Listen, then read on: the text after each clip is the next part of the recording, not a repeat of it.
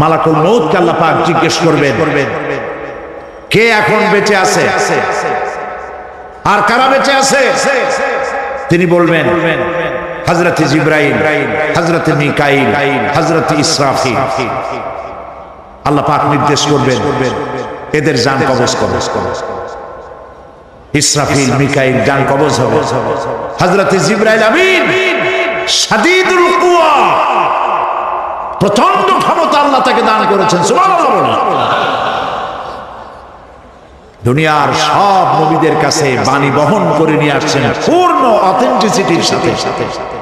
সুবহানাল্লাহ। আল্লাহ পাক যাকে বলেছেন রূহুল আমিন, নবী করিম সাল্লাল্লাহু আলাইহি ওয়াসাল্লামের মেরাজের রাত্রে যে কথা বলা হয়েছে, ওয়ালাকাদ রাহু বিল উফুকিল মুবিন, পশ্চিম দিক বলয় তিনি যে দেখতে পেয়েছিলেন। তাফসীর বলছে হযরত জিবরাইলের পূর্ণ আকৃতিতে নবী করিম সাল্লাল্লাহু আলাইহি ওয়াসাল্লাম তাকে দেখতে পেয়েছিলেন। হযরত জিবরাইল যখন দুনিয়া আসেন, কোন কোন কিতাবে লেখা হয়েছে 600 জানা আছে তা দুই ঝাপটায় আকাশ থেকে জমিনে চলে আসেন। সুবহানাল্লাহ। হযরত জিবরাইলকে আল্লাহ পাক বলবেন তাকে মওত দাও। হযরত জিবরাইল বিদায় হয়ে যাবে। আল্লাহ প্রশ্ন করবেন, এখন আর কে বাকি? মান বাকিয়া ইয়া মালাকুল মউত। মালাকুল মউত বলবেন, হে আল্লাহ তাআলা, এখন তোমার সামনে আমি দাঁড়িয়ে আছি, আর কেউ নাই। আল্লাহ পাক বলবেন, মুত ইয়া মালাকুল মউত। আল্লাহু আকবার। মুত ইয়া মালাকুল মউত, মরে যা, মরে যা, মরে যা, মরে যা। মালাকুল মউত। এরপরে আর কেউ নাই। আল্লাহ রাব্বুল আলামিন এই অবস্থায় কত বছর কত কাল চলে যাবে আল্লাহ পাক ভালো জানেন, কেউ নাই।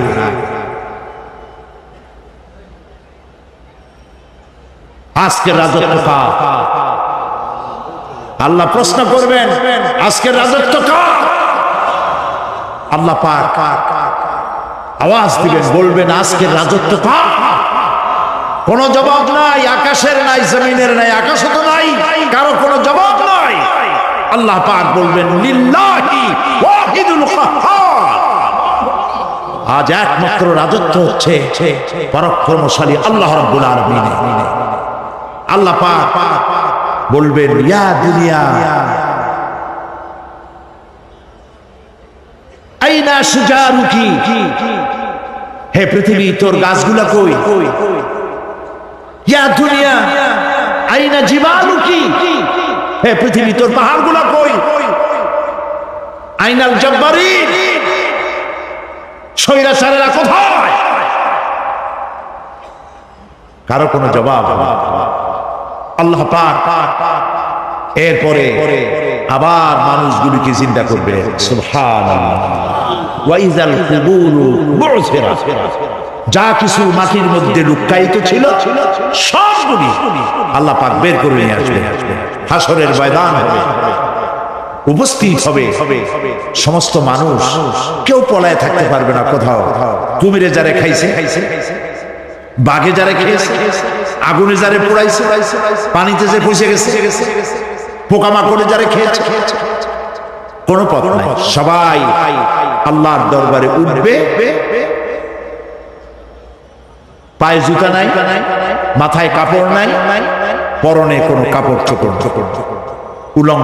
উলঙ্গি। উম্মুল মুমিনিন হযরত আয়েশা সিদ্দিকা রাদিয়াল্লাহু তাআলা আনহা, নবী করিম সাল্লাল্লাহু আলাইহি ওয়াসাল্লামের জবান মোবারকে এটা শুনে কেঁদে ফেললেন। বললেন, ইয়া রাসূলুল্লাহ, আমারও কি সেই অবস্থা হবে? তিনি বললেন, হ্যাঁ।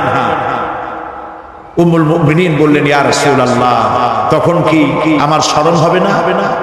আল্লাহর নবী বললেন, কিয়ামতের এই বিভীষিকাময় দৃশ্য দেখে মানুষের দিকে তাকাবার কোনো হুঁশ থাকবে না। সব মানুষ উপরের দিকে তাকায় থাকবে, নিচে তাকাবার কারো কোনো ক্ষমতা থাকবে না। মানুষ অস্থির হয়ে যাবে। সেই হাসরের ময়দান বিচারক আল্লাহ রাব্বুল আলামিন প্রত্যেকটি মানুষকে তার কৃতকর্মের জন্য হিসাব দিতে হবে। আল্লাহ রাব্বুল আলামিন বলেন পরকালীন জীবনের ব্যবস্থাপনাটা কেমনে হবে শোনো। ইন্নাস সামআ ওয়াল বাসারা ওয়াল ফুআদা কুল্লু উলাইকা কানা আনহু মাসউলা। কিয়ামতের দিন প্রত্যেকটি মানুষকে তার শ্রবণ সম্পর্কে, তার দৃষ্টি সম্পর্কে আর অন্তঃকরণের কল্পনা সম্পর্কে প্রত্যেকটি ব্যাপারে আল্লাহ পাক জিজ্ঞাসা করবে। কান দিয়েছিলাম, কি শুনেছো? যা শুনছো তা আমল করেছো কিনা? আমার নিষেধ করা জিনিসগুলি শুনছো নাকি? কান, কানের জবাব দিতে হবে।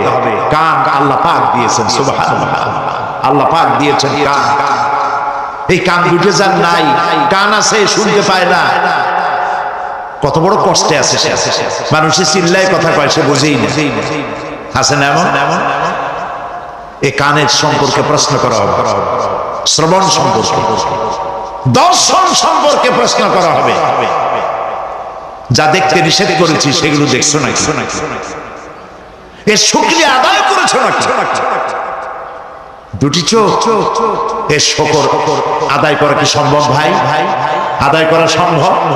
এই দুটি চোখ যদি না থাকতো আমার গর্ভধারিণী মাকে দেখতে পারতাম না। এই সুন্দর চোখ দুটি যদি আল্লাহ না দিতেন, আল্লাহর এই সুন্দর সৃষ্টি দেখা থেকে বঞ্চিত হয়ে যেতাম। আল্লাহকে বলি, হে বিশাল আকাশের মালিক, তুমি দয়া করে না চাইতে আমাদের শরীরে যা দিছো নিয়ামত, মৃত্যুর আগে ছিনায় নিও না। দুটি চোখের শুকর আদায় করতে পারবো না। চোখের মধ্যে পানি আছে, কান্নার পানি না, সবসময় চোখে পানি আছে। চোখে আমরা পলক দেই না? কত কুদরত আল্লাহ পাকের। এই পৃথিবীতে দিনে রাতে অসংখ্য পলুয়েশন, রোগ জীবাণু সমানে উঠতেছে। এখন যদি মাইক্রোস্কোপ যন্ত্র এখানে থাকতো তাহলে দেখতেন এই পরিবেশটা কত দূষিত, কত পলুয়েশন, কত জাম।